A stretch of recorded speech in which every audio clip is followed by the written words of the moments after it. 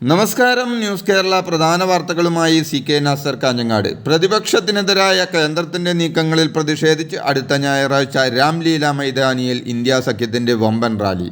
അരവിന്ദ് കെജ്രിവാളിന്റെ അറസ്റ്റിന്റെ പശ്ചാത്തലത്തിലാണ് നീക്കം. അതേസമയം പ്രധാനമന്ത്രിയുടേത് ഏകാധിപത്യമെന്നും പ്രതിപക്ഷത്തെ തകർക്കാനാണ് ശ്രമമെന്നും ഇന്ത്യ മുന്നണി നേതാക്കൾ വ്യക്തമാക്കി. മുഖ്യമന്ത്രിയുടെ കൃത്യനിർവഹണത്തെ തുടർന്ന് ഡൽഹി മുഖ്യമന്ത്രി അരവിന്ദ് കെജ്രിവാൾ അതേസമയം കസ്റ്റഡിയിലേക്ക് ഉത്തരവിറക്കുന്നത് നടപടിക്രമങ്ങൾക്ക് വിരുദ്ധമാണെന്ന് കാണിച്ച് സുപ്രീം കോടതി അഭിഭാഷകൻ വിനീത് ജണ്ടാലഫ് ഗവർണർക്ക് പരാതി നൽകി. ഇന്ത്യയുടെ ചന്ദ്രയാൻ 3 വിക്രം ലാൻഡർ ഇറങ്ങിയ സ്ഥാനത്തിന് ശിവശക്തി പോയിന്റ് എന്ന പേര് അംഗീകരിച്ച് ഇന്റർനാഷണൽ ആസ്ട്രോണമിക്കൽ യൂണിയൻ. പ്രധാനമന്ത്രി നരേന്ദ്രമോദിയാണ് ശിവശക്തി പോയിന്റ് എന്ന പേര് നിർദ്ദേശിച്ചത്.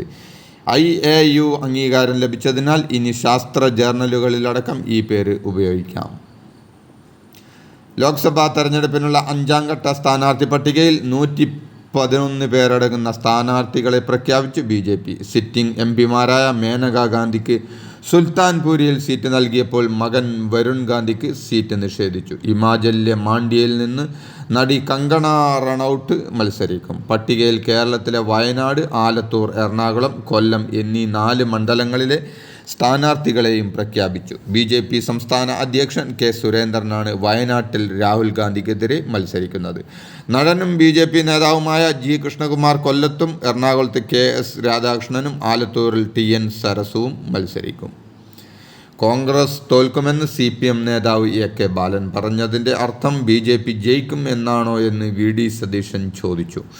BJPയെ സഹായിക്കുകയാണ് CPM വംശം നാശം നേരിടുകയാണ്. CPMൻ്റെ കാലനായി പിണറായി മാറിയെന്നും VD സതീശൻ കൂട്ടിച്ചേർത്തു. മോഡിയെയും പിണറായിയെയും ജനങ്ങൾ മടുത്തിരിക്കുകയാണെന്ന് രമേശ് ചെന്നിത്തല പറഞ്ഞു. CPM ചിഹ്നം നിലനിർത്താനാണ് വോട്ട് പിടിക്കുന്നതെന്നും അദ്ദേഹം വ്യക്തമാക്കി. വംശനാശം നേരിടുന്ന ഈനാമ്പേച്ചിയും മരപ്പട്ടിയും ഒക്കെയാണ് CPMന് പറ്റിയ ഏറ്റവും ഉചിതമായ ചിഹ്നമെന്ന് കോൺഗ്രസ് നേതാവ് MM ഹസൻ.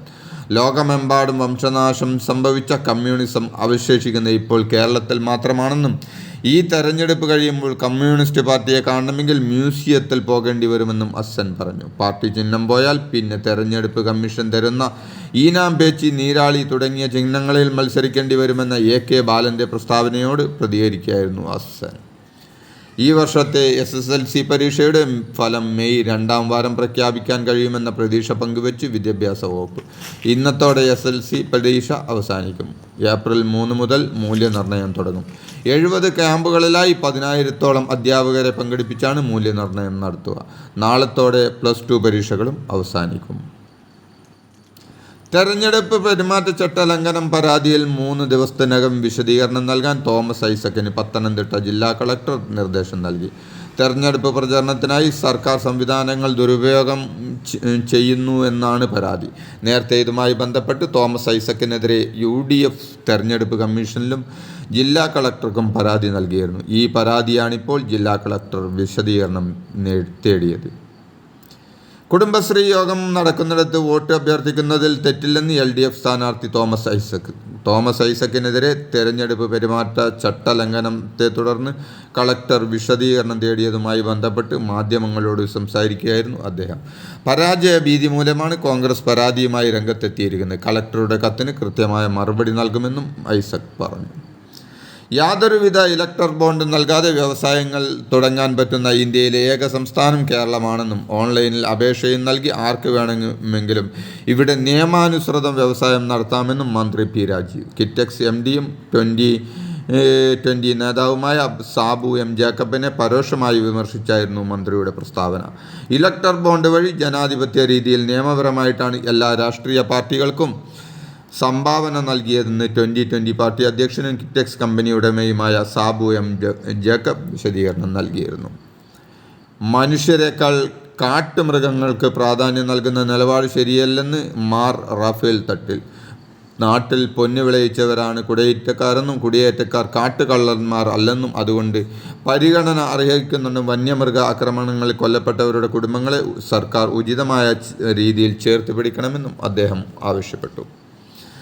യൂത്ത് കോൺഗ്രസ് മുൻ സംസ്ഥാന നേതാക്കളെ DCC ഭാരവാഹികളാക്കിയതിൽ പ്രതിഷേധം. വൈസ് പ്രസിഡന്റുമാർക്കും സെക്രട്ടറിമാർക്കും പദവി നൽകാതെ വന്നതോടെ ദേശീയ നേതൃത്വത്തിന് കൂട്ടമായി പരാതി നൽകിയിരിക്കുകയാണ് യൂത്ത് നേതാക്കൾ. ഷാഫി പറമ്പിൽ പ്രസിഡന്റായ സംസ്ഥാന കമ്മിറ്റിയിലെ 16 ജനറൽ സെക്രട്ടറിമാരെയാണ് അവരവരുടെ ജില്ലയിലെ DCC ജനറൽ സെക്രട്ടറിമാരായി നിയമിച്ചത്.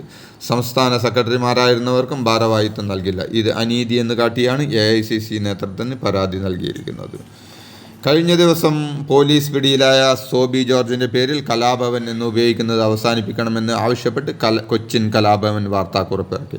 വിദേശ രാജ്യങ്ങളിലേക്ക് ജോലി വാഗ്ദാനം ചെയ്ത് പണം തട്ടിയെന്ന പരാതിയിൽ സോബി ജോർജിനെ കഴിഞ്ഞ ദിവസം കൊല്ലത്ത് ബത്തേരി പോലീസ് പിടികൂടിയിരുന്നു. ഇതോടെ ഇന്നത്തെ പ്രധാന വാർത്തകൾ സമാപിക്കുന്നു. നന്ദി, നമസ്കാരം.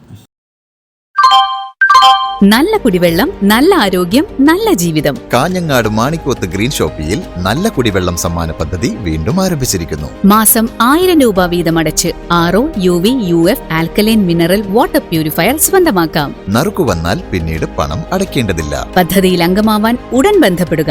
9447151447. നല്ല കുടിവെള്ളം, നല്ല ആരോഗ്യം, നല്ല ജീവിതം.